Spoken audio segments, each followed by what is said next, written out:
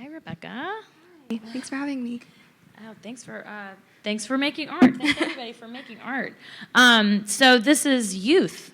Yes, this is an oil painting I did last year. It's actually of my sister, and it was photographed in my home as part of my concentration. It was piece 10, I think, yeah.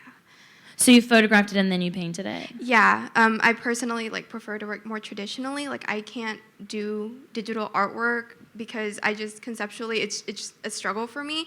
But personally, I love oil painting, and that's why I chose to submit this piece to Young Masters. Mm-hmm.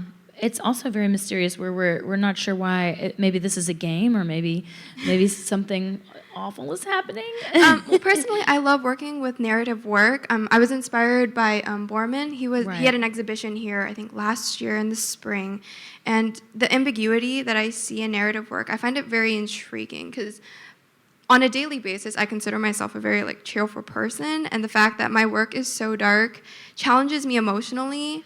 I don't know if that's a good thing or a bad thing, but it's produced successful pieces, so obviously it's had some good benefits. But the narrative and mysteriousness associated with my work, it's something that I'd also like to pursue in the future because you never know what's going on in the image. Every person brings their own personal interpretation to what's happening and what experiences they've had in the past in which they can associate it. So I think that with narrative work, it's more about emotion and connecting personally to the viewer and myself, obviously. Right. So, what do you think is happening in this for you? Can you tell us really what's good happening? Question. Honestly, I couldn't tell you. I'd personally like to keep it as an objective opinion, just because that way I don't want to bias the viewer and what my work means, because when I photographed this, I wasn't trying to bring any particular meaning to my work. I wanted to evoke emotion out of the viewer. And that was kind of what my whole focal point was in my concentration, because my concentration was figure under fabric. And on a surface level, that seems extremely basic. However, I wanted to bring a more existential meaning to what it is, because the fabric in itself signifies kind of the corruption that we face when we get older. And since this was a later piece, I named it Youth because in this she is a child and she hasn't been as completely corrupted and completely covered by the fabric. So yeah, that was a really long answer for a really easy question, sorry. So is this something that you are going to work on in the future, this sort of mysterious? You said your work is dark.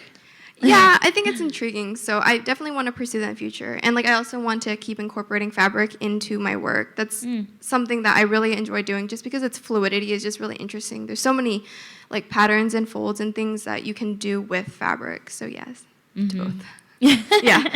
and keeping with oil painting as opposed to photography. Yeah, I really like oil painting as a medium because it's really forgiving. I trained with graphite and pen and charcoal, but with oil paint, I feel like no matter what, you can always keep improving the piece. You can keep adding layer upon layer, and studying color theory and mixing all the colors, it's just something that it never gets boring.